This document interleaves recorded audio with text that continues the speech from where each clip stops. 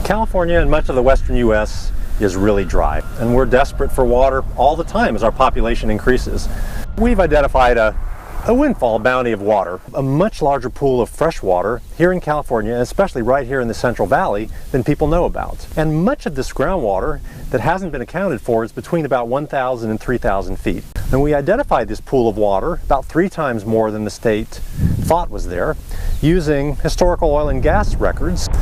Typically, people don't look for groundwater below a few hundred feet or so. So the previous estimate for California that the state uses only went down to at most 1,000 feet, and in many places in the state quite a bit shallower than that.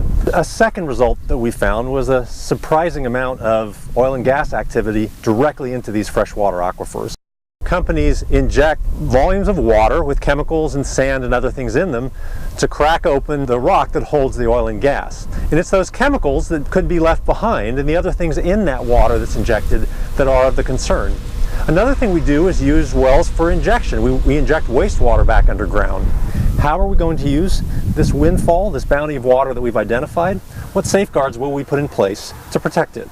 In the Central Valley in Kern County, which is the breadbasket of the U.S. and also the core of oil and gas drilling in California, we found about 1/5 or 20% of the cases of drilling and chemical injection and oil and gas activity in freshwater, drinking quality water. So we're not talking about a small percentage of cases, we're talking about a lot.